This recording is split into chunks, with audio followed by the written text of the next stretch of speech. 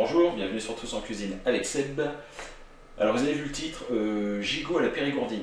Quand j'étais en train de préparer mon gigot, mon fils me dit pourquoi un gigot en plein confinement? Parce que j'avais prévu un gigot pour Pâques tout simplement. Donc il n'y aura Pâques entre nous. Du coup le gigot il faut le manger quand même. Donc j'ai décidé de vous en faire partager un petit morceau avec nous. Donc gigot à la périgourdine. Ah, j'ai un très beau gigot. J'avais commencé à peler un peu. Alors j'ai un peu de mal parce que moi je suis pas boucher, donc mais idéalement il faut bien le peler, enlever toute la peau. Voilà. Donc un beau gigot, c'est à peu près 3 kg, 1,2 kg 5, 3 kg celui-ci.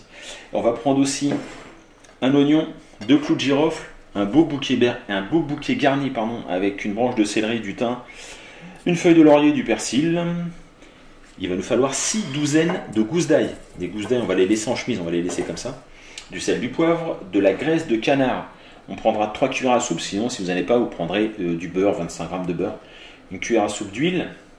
Là j'ai pris 3 centilitres d'Armagnac ou de cognac si vous avez. Et une bouteille de Montbazillac.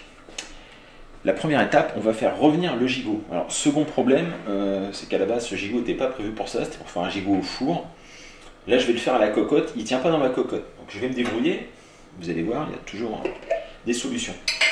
Donc, première chose, 3 cuillères à soupe de graisse de canard.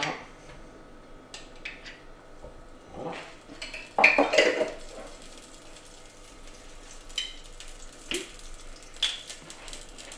On rajoute une cuillère à soupe d'huile, là c'est de l'huile neutre, pépins de raisin.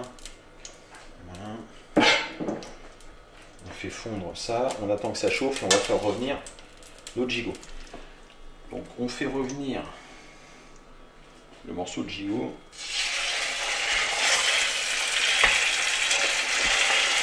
Je vais commencer comme ça. Alors c'est pareil, pourquoi avoir un gigot longtemps à l'avance? Donc il était au congélateur forcément. Tout simplement parce que quand il y a des promos, j'en profite. Le boucher m'avait dit tiens, il y a une super offre là sur les gigots. Donc j'avais pris en prévision mon gigot, j'avais mis au congélateur. J'ai fait comme j'ai pu pour le saisir. Je vais maintenant verser l'Armagnac. On va faire flamber.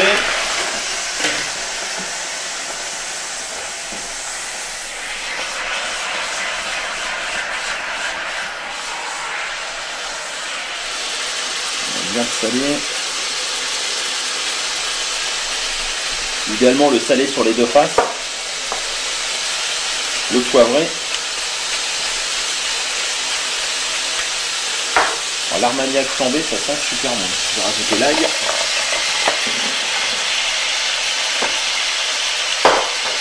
Le bouquet garni. Place pour l'oignon.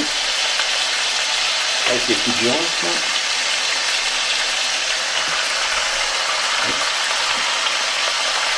Et on vient verser dessus le Montbazillac.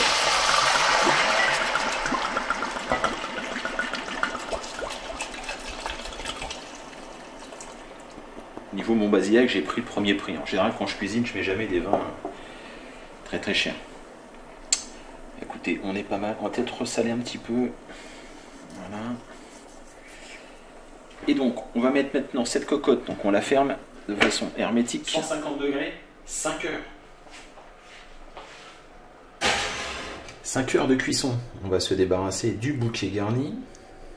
On récupère les gousses d'ail. On y va délicatement parce que tout est confit.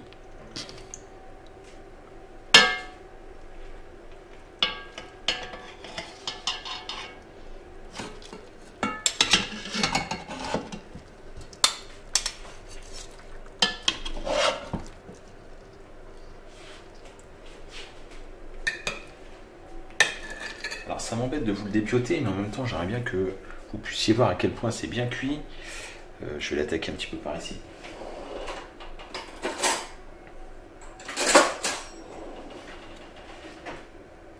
Voilà, on y va, vous voyez. C'est vraiment... c'est confit. Moi je vais le tremper dans la sauce, je ne peux pas résister. Je suis désolé madame, mais... Hop là...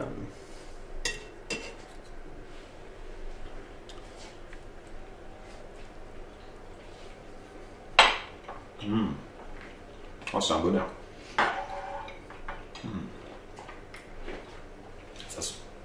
Ça sent bien l'ail par contre. Alors le gigot, on va le servir avec un écrasé de pommes de terre. Avec la sauce, là, ça va être terrible. L'ail confite, on la récupère comme ça, on presse. Ça va être une crème d'ail qui va sortir. Terrible aussi. Donc avec l'agneau, ça va être génial. Écoutez, j'espère que cette recette vous a plu. C'est un peu long, 5 heures, mais bon, il n'y a pas grand chose à faire. On le met au four, on laisse cuire tranquillement. Voilà, puis si toutefois vous fêtez les fêtes de Pâques, bah, c'est impeccable. Je vous remercie et je vous dis à très bientôt pour de nouvelles recettes. Au revoir.